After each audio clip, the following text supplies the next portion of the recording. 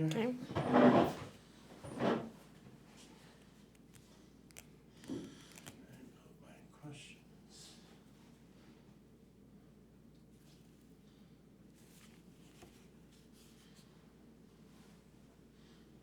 All right. So we are recording on both cameras. Can I just get you one more time now that we're recording? Just can you introduce yourself? Also, first I want to say thank you for doing this. Yeah. This is fun. I like this kind of stuff. And it's Well, that's good. It's I like that I get, it's a privilege to talk to some people, And people like you this. edit everything too, Yeah, right? I'll do So it. I'll okay. edit it and Yeah. I I'll bet it is grade fun. Yeah, it's fun. I like talking to people. Okay. And so then I get to talk to people on camera and Right. I like to, come up with the questions ahead of time, but then also just riff a little bit. Right. So, at any point, if you don't want to, there's nothing, I'm not going to ask you anything inappropriate, but, if there's anything you're just like, I don't feel like that doesn't feel important to say or something like Okay. that, you can pass or, Okay. Cool. Well, thank you for sitting with me today, Dr. Lowe. Thank you. Can you take a minute and introduce yourself the way you'd want IA students to know you, not just your title, but who you are and where you come from? Sure. So, hello, my name is Shelley Lowe. I'm president of the Institute of American Indian Arts. Yat Shelley Lowe Yinishia, Belagana Nishlin, Anesthesia Tachini Bashichi, Belagana Dashachedo, Trabaja Dashanala, Lo Cantel de Nasha. I am Navajo. I grew up on the Navajo Reservation in Ganado, Arizona. I lived there through high school. When I graduated high school, I went off to the University of Arizona in Tucson, Arizona. First time I had ever lived off the reservation and in a different part of the state. I came to really enjoy being at the University of Arizona, but it was not a place that I enjoyed when I got there. It was a difficult transition for me to leave the reservation and to go into a big, large public institution. And I really struggled that first year. But that experience is what has led me to where I am today. So I decided in my undergraduate career that I wanted to understand what that experience was. Why did I have such a hard time going to college? Why was it so difficult for me? I was a student who had a full ride scholarship based on my grades, and I was in every way capable of being successful in college, but I really, really struggled that first year to be able to figure out how to fit into college and to be a college student. So that became kind of my professional goal, was to work with Native students to understand what was happening with Native students. As I started to look at the research, I started to find out that Native students have lower graduation rates. They are more likely to drop out. They may re-enter higher education at another time, but they don't do as well starting college and completing college within that 4 or 5, 6 year time frame. And that became kind of my goal, was to figure out how do I work within these institutions of higher education to make it easier for Native students to be successful and to graduate and to really make use of their time in college to the best of their abilities. So that is kind of what has brought me here today to IAIA. It's been my goal to work with higher education institutions. It's my first time working at a tribal college and university, and it's been really nice to be able to say, out of all the work that I've done, I've been able to come back and be able to take everything that I've learned over the years to bring it into this institution. Awesome. Cool. I have some questions about your education. I want to go back a little bit before that. And the question, so the Navajo Nation is a matrilineal society where women traditionally hold significant power and property. And we're just wondering, how does that foundation sense help you as a leader, and what type of stuff are you bring? How does that help you show up for students? Right. Coming from, the patriarchal society that we live in, you come from a matrilineal tradition. Right. So one of the things on Friday, one of the students here on campus came to interview me to do kind of a video for students or for the campus. And she gave me a statistic. She said 32% of college presidents across this country are female. And it was not a statistic I had ever really looked at before. And it wasn't something it had dawned on me to even try to look at and say, oh, that's an interesting thing to think about, right? That in most institutions, you're not going to see a female leader at the top of the institution. I think for me, growing up on the Navajo reservation, my mother's white, my dad is Navajo. My mother's family my grandparents came from Missouri and Iowa. They had been raised in farm families. They had gone to college, and they were recruited out to the reservation to be teachers. So not only was I kind of raised within this very strong Navajo culture that I found, surrounding me all the time, I was raised in a strong culture and a family that really believed in the value of education, and that it was important to do what you could, everything that you could, to exceed in education and continue that education on, particularly after high school, right? I grew up in a culture, Navajo culture, that also was very, very supportive, really wanted young Navajo students to go out to get education, to gain those skills and expertise, and then to bring those back home to the reservation to improve, communities and families and the tribe itself. Embedded in all of that, right, is what you talked about, like this matrilineal society. So my grandmother was a first grade teacher. My mother was the school librarian. My aunt was an 8th grade social studies teacher. My grandfather was a teacher as well. But my grandmothers on my dad's side were different staff and workers within the school system. So one was a nurse, one was working as a teacher's aide, and they were all women. And it was so when I went to school every single day, I had not only my mother, my grandmother, but I had a whole host of other grandmothers who were there at the school, who were kind of teaching me, who were encouraging me, who were being extremely supportive of me in my educational career. And I think it's that kind of continual support within that matriarchal structure that helped me to understand that, yes, I can do this, yes, I should do it, and yes, when I get pushback, or when you get kind of this idea that, well, women aren't supposed to be in these positions, right? That I kind of sometimes think, well, I don't think that way because I didn't grow up in a patriarchal kind of community in a society that said only men could do certain jobs and only women could do certain jobs. And it's not to say that there are not traditional roles for men and women. It was more that, women were doing a lot of the work, and women were doing all of the supporting of me and encouraging me to do what I needed to do. And that really, for me, helped instill in me this value system of taking care of others and making sure that the work that you do is always going to have a positive effect on other people. So my desire to improve higher education for Native peoples is my desire to improve it for our Native youth, for our Native students who can come in, who can be successful, who can think about this idea that, I want to be a professor, or I want to be a college president one day. And if not, at least they have seen Native people in those positions in the colleges that they've been able to attend. And I think seeing that and knowing that makes a huge difference in the way that somebody thinks about their future and the places that they can go. I speak a lot about coming into the National Endowment for Humanities and being asked to be chair of the agency, and me saying to myself, well, I could never do that. And not because I was a woman, because I had never seen a non-Native person in that job. And I was told by multiple people, you can't do that job, and you will do that job, and you will do a good job. And I kept thinking, I don't know about that, because it was it's a major job, national, and I had just not ever thought of myself in that kind of position. And then I saw Deb Haaland, and she became Secretary of the Interior, and I immediately thought, you know what, she can do it, and if she's going to be in that position and I get into this position, we can work together, and that made it totally worth it for me. Awesome. Can you talk a little bit about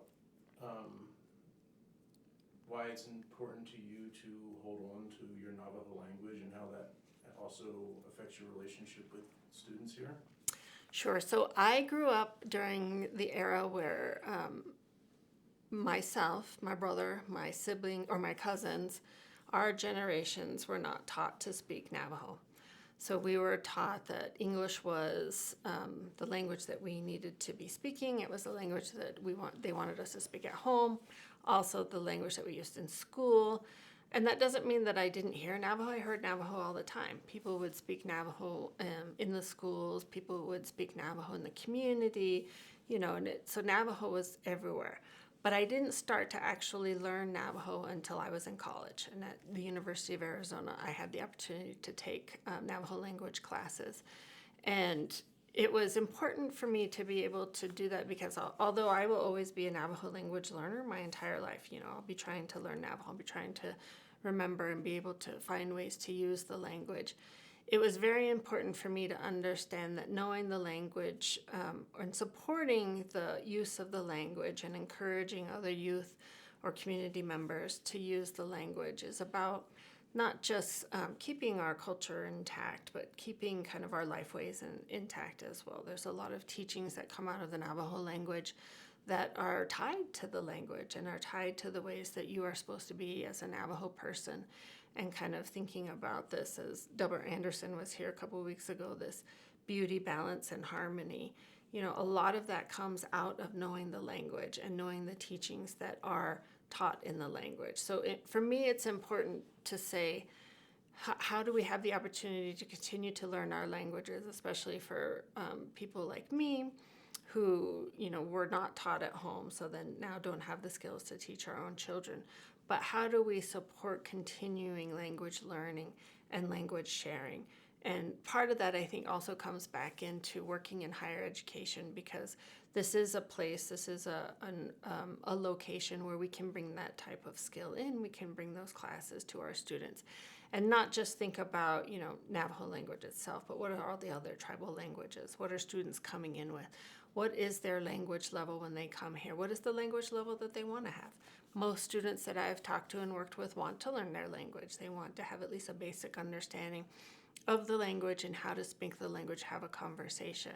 And I think that we've seen some really amazing projects, some really amazing programs that have built language across the United States, native language programs, and are really reviving language in ways that we had not seen before. And I think that that's going to continue. Part of that here for our young people is that, language is part of your life way.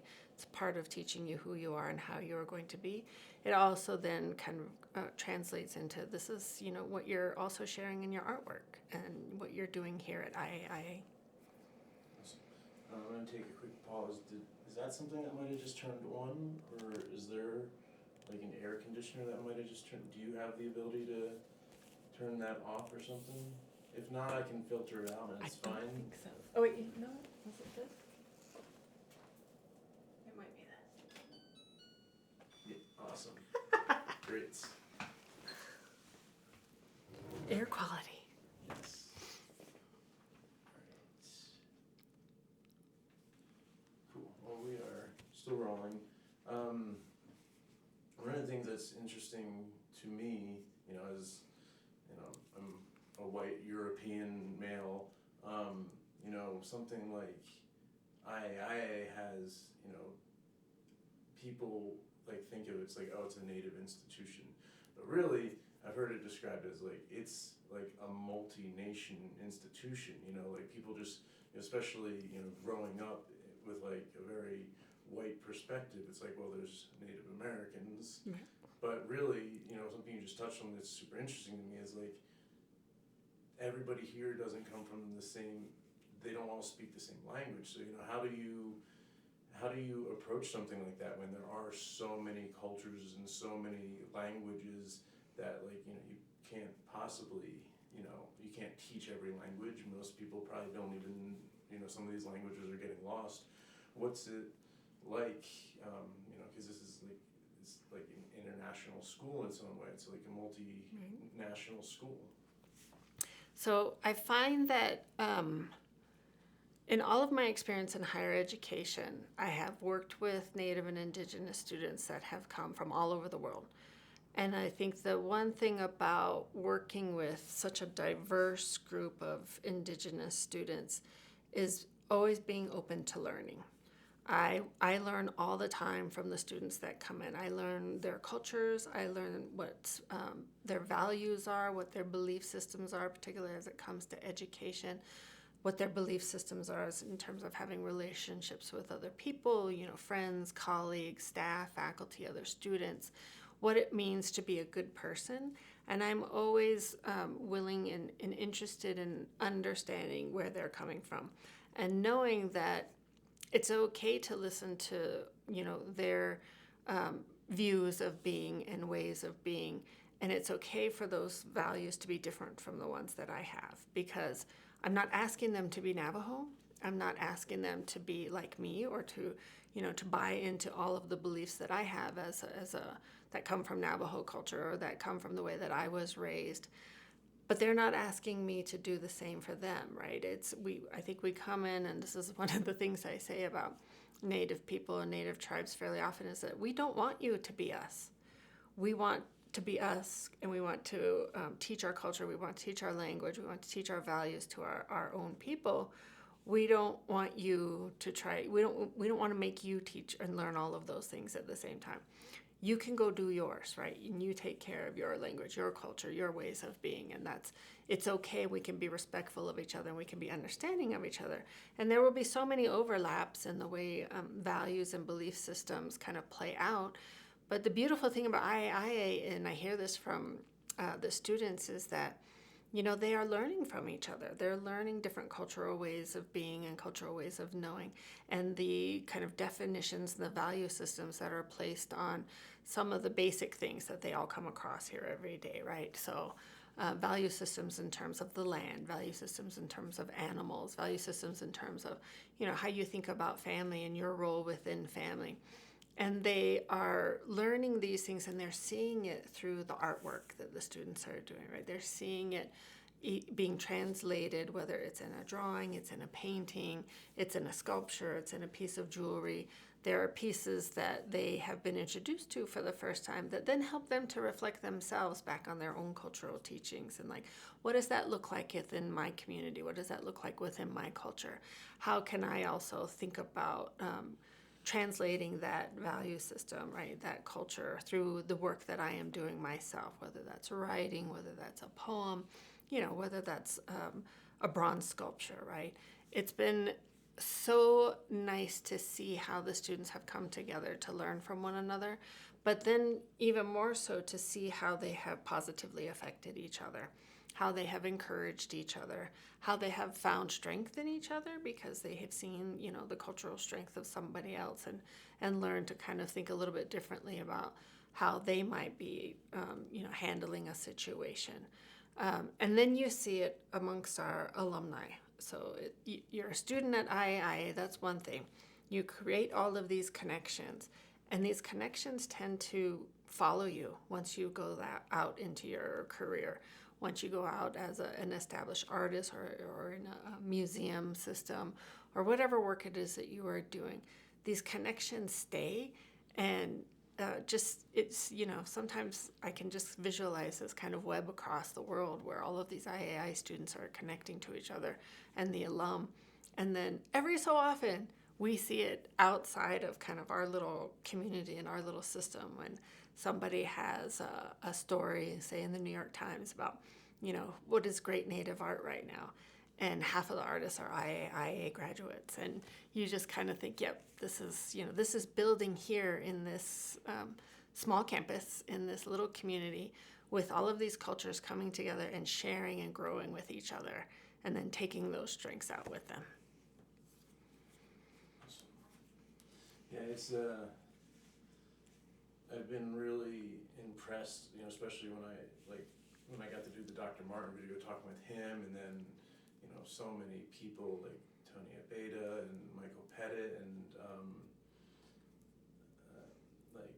Beverly Morris, is that her last name? Yeah. Just like hearing about just like the almost like mind blowing and super impressive support system that Yep. the alumni provide to each other, and then also the idea that students here don't graduate with debt, correct? And that there's programs here to provide for people. Can you talk a little, I mean, you did touch on it, but, maybe just like briefly touch on a little more, what it's like, cultivating that community that's actually, like, cause my university, like, didn't actually provide like a really good alumni network. It was so many people, so competitive.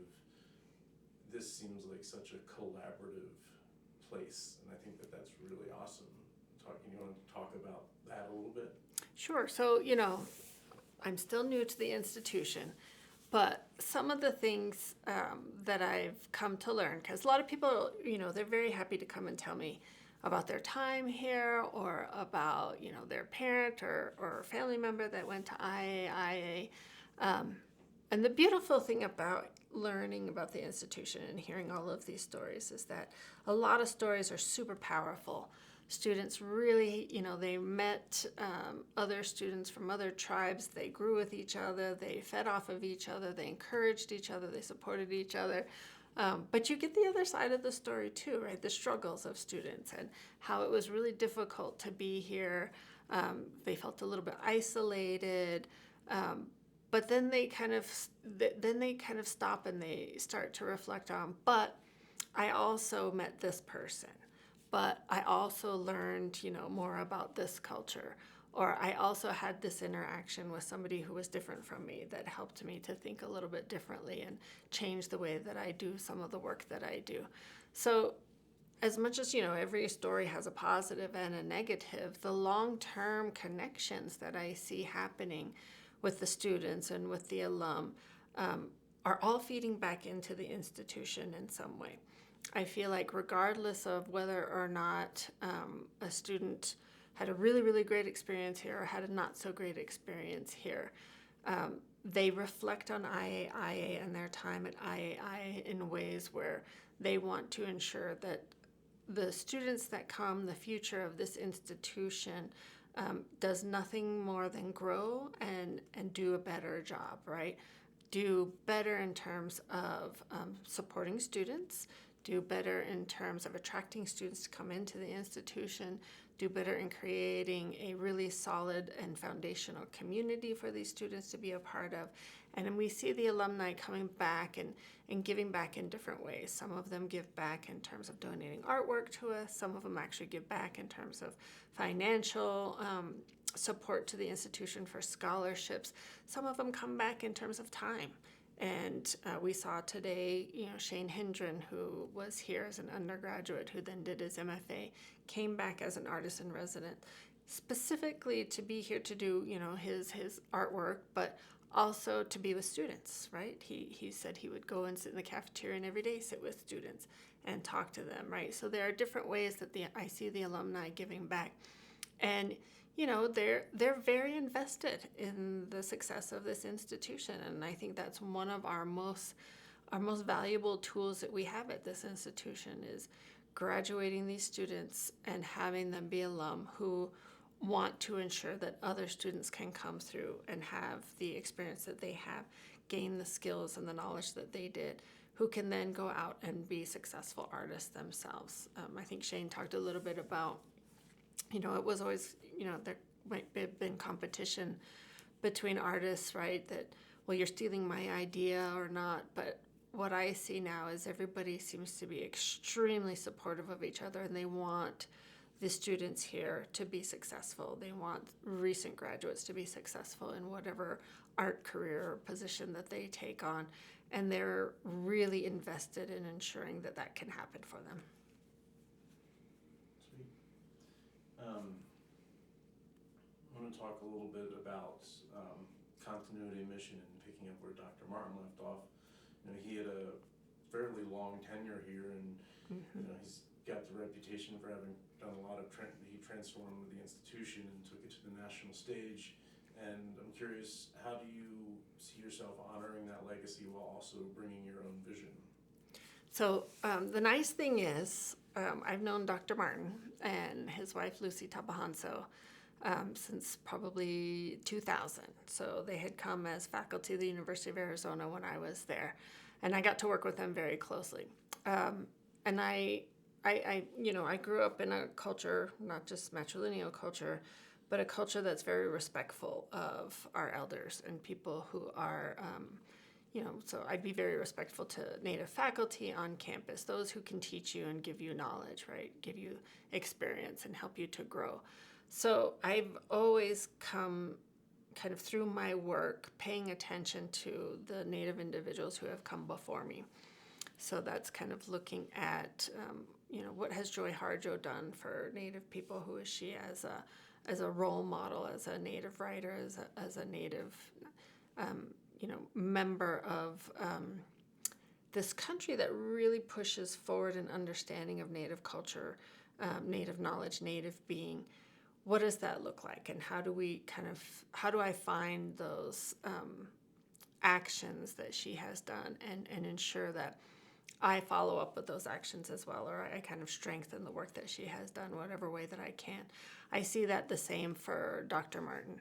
I've greatly admired his leadership, his willingness to create community and to create kind of a community that has shared decision making. And I can see how well that has worked here at this institution.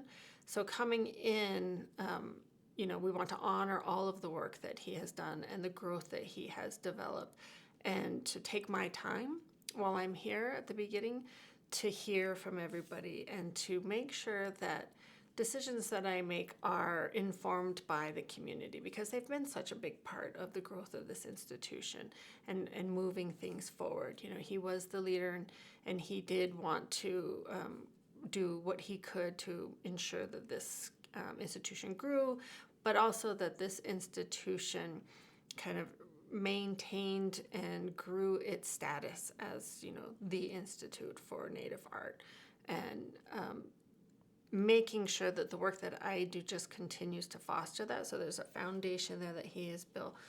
My goal is to understand that foundation, learn how that foundation was built, keep that foundation extremely strong, and start to build up on top of that, but with community involvement and community kind of guiding the way that the institution needs to go, because I'm not an artist. And so I need to hear from our artists. I need to hear from those individuals who have been here for years. What is it that we need at this institution to just continue to build that greatness and to make sure that our growth is reaching further avenues, further students, really affecting the experiences students have while they're here on campus, and ensuring that our faculty and staff are also well supported and they have the resources and they are really feeling like the work that they do here is making a difference.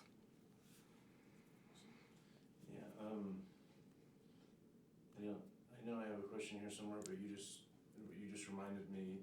I saw somewhere you were talking about how you were starting this with, like, I forget how it was described, and I have a lot of questions I couldn't find, but it's like you were doing like a listening tour or something. Yep. Like you.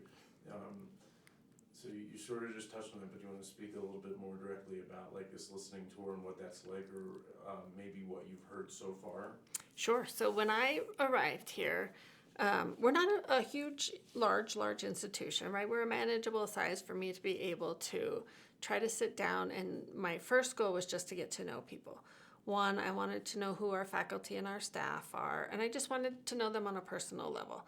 And I wanted them to be able to ask me questions and get to know me better.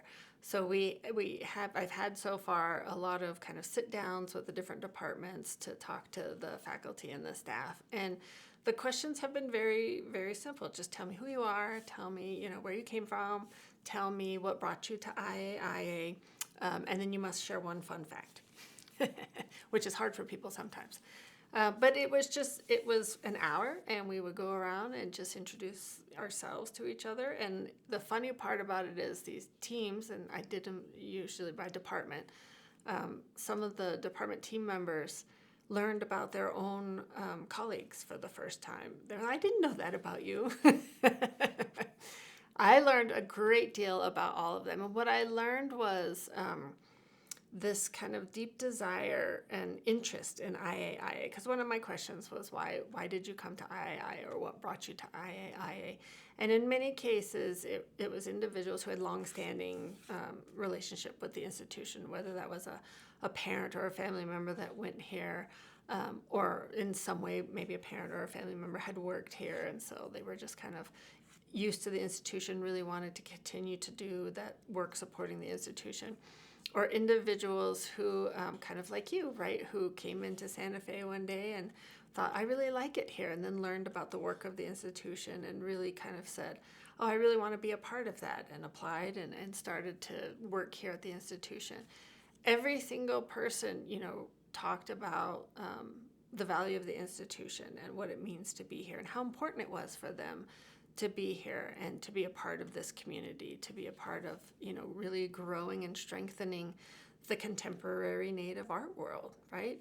So it was really fun to be able to get to know individuals that way. I think some of them were kind of nervous that I was going to be asking more difficult questions about their work, but that wasn't the point. The point was just to get to know them first and foremost. Then I told them I'll be back later to ask the hard questions.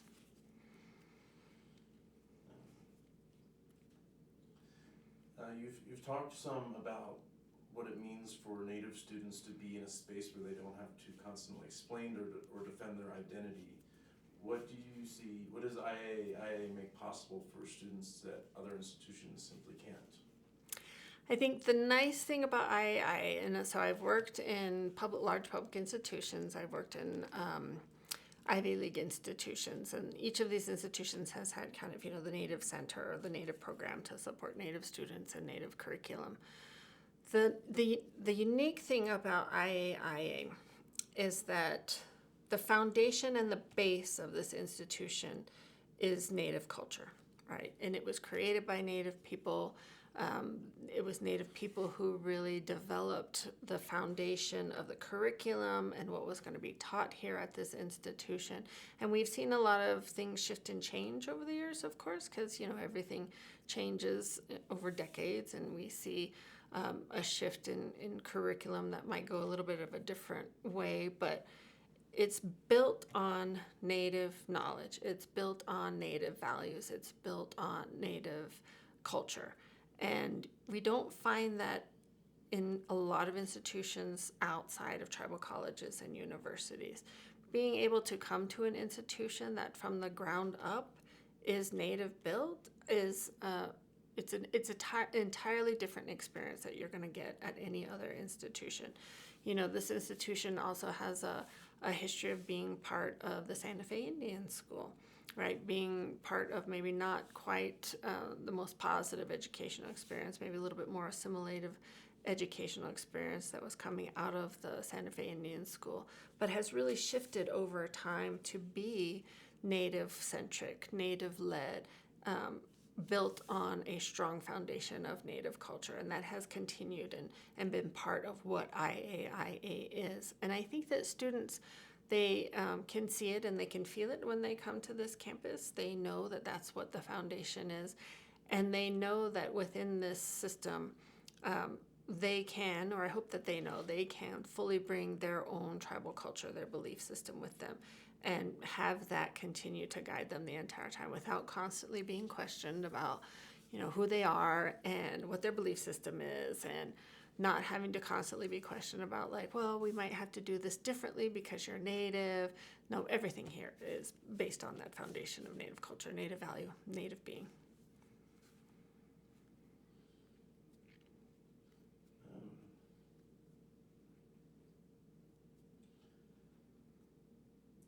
I'm going to talk about a little bit the road ahead. When you think about where IAIA is headed over the next 5 or 10 years, what excites you the most? I think what excites me the most is the amount of support that we get. So I came into the position when our federal funding was being kind of threatened, and there was a question on whether or not we would get our congressional funding. But I also arrived right in kind of August, at the beginning of right before the beginning of the school year, when our big gala event happens. So I was immersed into seeing all of our supporters kind of in one room, giving money to the institution, showing their support, being very excited, and of course Indian Market Week and all the alum that are there and all of the events that are happening. And it became very clear to me that the amount of support this institution has, both with donors, with the local community, with alumni, is always going to keep this institution strong and supported. And I think that there are times, I think, when institutions have to really rely on their supporters, and this institution seems to have supporters backing them at all times, even when there are not threats to federal funding, right? There is this group of people who are just so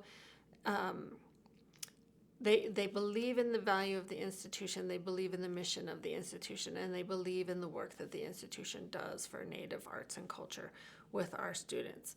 And that's a really, really exciting thing. What I'm excited about in the next 5 to 10 years is that I think that support system is going to grow even more. I think that we have this opportunity to ensure that we can tell a story that brings in a lot more supporters, that brings much more national attention to contemporary Native art. Like we are in a position to be able to do that. A lot of the work I've seen come through this institution has been building this institution here on the ground, right? The campus itself, new buildings, new programs. But one of the things that we can do in the next 5 to 10 years in particular is to grow our story outside to a wider audience, to gain more interest, to really move not just the institution forward, but like I said, move the understanding, the growth of contemporary Native art, move that forward and make many more connections. This institution has so many partnerships with entities across the country and across the world, but there are so many other opportunities to create partnerships that we can do to really grow that ability to positively affect contemporary Native and Indigenous art. I'm looking forward to that. And there's your expanding regions are going to be a Midtown graduate campus. So we have been gifted the Co Center, which is on Pacheco Street, in Midtown Santa Fe, and we have no decision set on what's going to be happening with that space. Oh, okay. We've talked a little bit about wanting IAI to become world known and for the world to truly recognize what's going on here. What does that look like, and what does the world gain when it does? So to me, it looks like expanding partnerships, expanding our ability to work closely with other either institutions across the world or with other organizations, whether that's museums, whether that's galleries, depends on, what it is that we're looking for. It expands our ability to provide our students experiences, for one. We have a lot of really nice opportunities for students to travel to other countries and to do some work and to get immersed into other cultures. And we have the opportunity to often bring individuals here to IAIA, particularly through our Museum of Contemporary Native Arts, to really expand what our outreach and our reach is into other Indigenous communities across the world. But for across the world, it strengthens the understanding of the value of art, period. Just art, right? That I think we've seen kind of a lot of over years, a lot of times there's kind of expectation of what art should be and what art can be. And there's always this kind of push to expand the understanding of what art is and what art can be. It's the same for kind of thinking about Indigenous art, right? For a long time, we had this idea that was kind of expected of Indigenous people. This is the art that you should make. Why? Because this is what sells. This is what non-natives are looking for. That has shifted incredibly over the decades. And we've seen art become, contemporary Native and Indigenous art become so diverse, so kind of outside the norm of what you would think about as Native art, right? And we've seen that affect the art in other places with other groups, but in other countries, and expanding that understanding of the value of art and the power that art has to tell a story, the power that art has to continue to grow culture, strengthen culture, is what I see as being very valuable to expanding that kind of connection that we have globally, and getting that information about what Native art is, contemporary Native art, out to a global audience. I think people are very interested. I think people are very surprised when they see what contemporary Native art might look like and what might sound like, right? We saw the Jonte Combs dresses, right? I mean, that's contemporary Native art, but nobody would kind of think about that as, oh, that's contemporary Native art. But when people see these absolutely fabulous pieces that he is making, there's this whole shift in kind of like, oh, interesting, that is Native art, and this is what it's kind of looking like. And then there's more questions, and then there's more interest, right? So I think it's a win for us to really strengthen the creation of Native art, the understanding of Native art, contemporary Native art, and the expansion.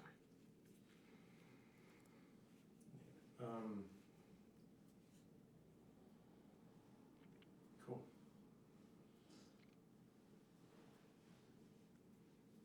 Now, moving into the last sort of section of this, I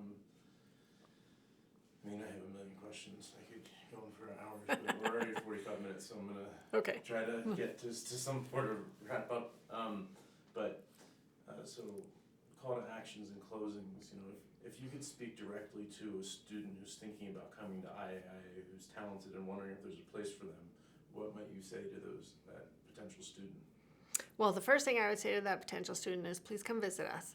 Come look at what's happening here on campus. I mean, I think that you got a sense today. When you walk through campus, it's amazing the work that you see being created by our students, the resources that we have on campus, the studios that are available. We take people out to the foundry and they see, oh my gosh, you have bronze pouring equipment that we can use. You have glass blowing. Seeing just what the campus holds, I mean, it's such an amazing gem for an art school in terms of the resources and the studio spaces that we have, the tools that we have for students. It's one thing to see it, right? So I would say come in a good time of the year, which is, kind of like middle of the semester as everybody's really kind of working on things, and you see the artwork in the hallways, you see the artwork being displayed on shelves in a lot of the studios as it's being made. And then, have an opportunity to not just see the campus, but then participate in a community event. Because one of the things that happens, there's such rich programming that happens here on campus. We have so many amazing people that come through and do different workshops, different talks.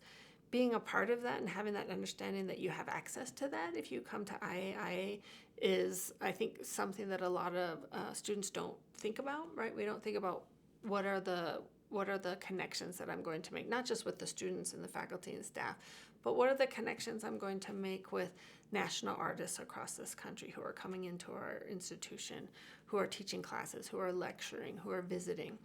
Have that kind of sense of understanding what the institution offers, right? It's a school, it's arts-based, but it's a lot more than that. It's a lot of connections, it's a lot of resources, it's a lot of things that I think sometimes students forget to think about when they think about where they want to go to college. So I always tell people you have to come here and visit campus and see what's happening, see what's going on. And then we show them the cool spaces on campus. It's the best part. For current students who are already here, is there anything you want them to know about the kind of president that you intend to be? So my hope is, and I'm trying to get this worked out. I used to work in student affairs, so I did a lot of work working directly with students. I know the president's office doesn't often have a lot of time and opportunity to work directly with students, but starting, we're going to see if we can do it this semester, but there's going to be times where I'm going to specifically start to create those opportunities for me to be, with students in particular, listening to students, hearing them, seeing what's going on campus, and getting a sense of what are their experiences like. I know that, there's so many great things that happen here on campus, but I know that there are a lot of limitations that students find and see because their needs are not being met in the way that they feel that they need to be. And I want to hear those things. I want to hear what can make this campus better. I want to figure out, how do we enhance all the programming that's going on campus and really create a community where they feel, and I think that this happens fairly often, they feel like it is their home. They feel like it's their space where they want to be. And it's a place where, they're very sad and when they graduate and they have to move away, and we'll always tell them to come back and do their MFA or something like that. But I want them to feel like this is their home and that they have, their voice really does matter in terms of, what we offer here and how we offer it, and their needs are being thought about. And then I think the last question is, I just want to know, as you step into IAIA, right now, both following Dr. Martin and then also just in the whole climate of the world and America, I want to know what are you most grateful for about stepping into this role right now? I have a simple answer. I'm grateful not to be in Washington, D.C. That's what I'm most grateful for. Well, yes and no. What I'm grateful for is that I had the opportunity to work in other institutions and to get a good sense of how administrative decisions were made in those institutions. Very different institutions than IIA or tribal colleges. But because I had that experience and then had the federal government experience, it's helped me to come in and say, okay, I know how to do that. I know how that works because I've seen it in these other institutions. We might be doing it differently here, and we might have to always be thinking about doing it differently because we're a tribal college. We're not a big state institution. But having the knowledge that I've gained is extremely helpful for me to be here. The other part that I'm super grateful for is being able to come back to the Southwest. So I was over on the east side of the United States for about 18 years, and it was time to come home. It was time to be here, and it's nice to be here. Great. Are there any final thoughts or any final statements that you would like to make? I would say that I'm super grateful to individuals like Dr. Martin and Lucy Tapahanso. I had the privilege, and not all Native students have this, although you do at IAI. I had the privilege of having Native faculty when I was in college, and you don't find that in many institutions. You're finding it in more and more institutions, but I've worked with students who have never taken a class from a Native faculty member before. I had Native faculty in multiple departments. When I was an undergrad, when I was a grad student at the University of Arizona, I had all of these great resources and all of these people who really were true mentors to me, who really did show me the value of, how hard it was for them to get into these positions in higher education, how hard it has been for Native people to really build what we need in higher education. So all of their teaching and all of their guidance, I think, is what I bring into the institution, and I've always been so incredibly grateful for everyone who has helped me to kind of get to this position and has taught me along the way the right way to do things, right? Sometimes that's what I say. It's, well, what's the right way to do it? Not how do we do it? What is the right way to do it? Great. Well, thank you for making the time to do this. Thanks. Well, actually, the last thing I wonder if you don't mind, just take a picture of everything going on here. Awesome. Well, thank you so much. Thank you.